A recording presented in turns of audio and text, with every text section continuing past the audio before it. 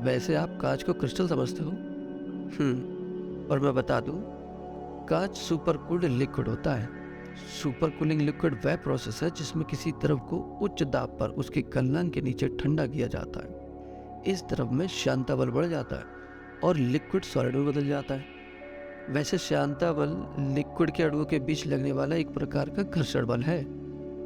यह बल जितना अधिक होगा, द्रव उतना ही गाढ़ा होगा। चलो अब इस क्रिस्टल का सबसे छोटा भाग देखें जिससे यह पूरा क्रिस्टल बना है। उसे हम यूनिट सेल कहते हैं। और यूनिट सेल के जिन बिंदुओं पर परमाणु उपस्थित होता है उसे हम चालक बिंदु कहते हैं। यूनिट सेल की यह लाइन जो चालक बिंदु को मिलाती है इन्हें कोर कहते हैं। और इन रंग बिरंगे भागों को फलक कहते हैं।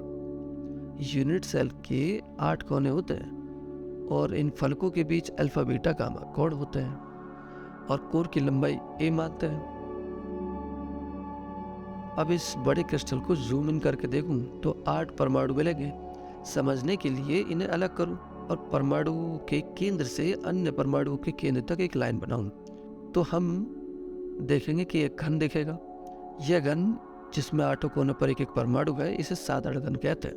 दूसरा घन लूं जिसके 8 कोनों पर एक एक परमाणु तथा एक बीच में हो तो इसे हम काय केंद्रित घन यानी कि BCC बॉडी सेंटर्ड क्यूब कहेंगे।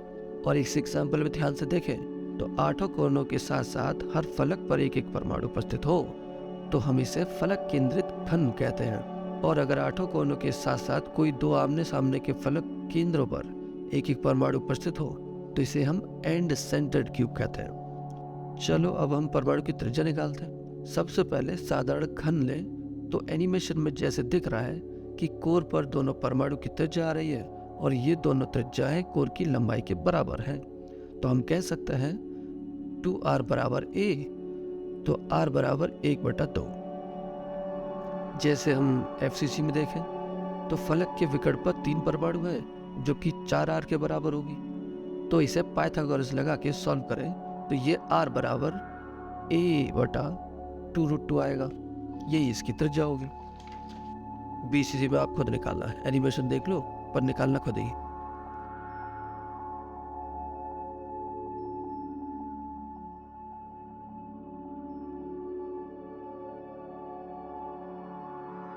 चलो अब हम यूनिट सेल में परमाणुओं की संख्या निकालते हैं। बताओ इस यूनिट सेल के अंदर कितने परमाणु हैं? 8?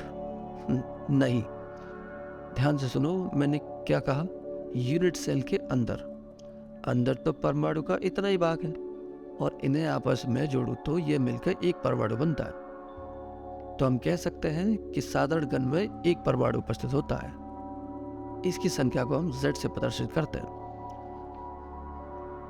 अब BCC में देखें तो 8 कोनों पे एक एक परमाणु और एक बीच में, तो कुल 2 परमाणु हो जाते हैं। इसका मतलब Z बराबर 2।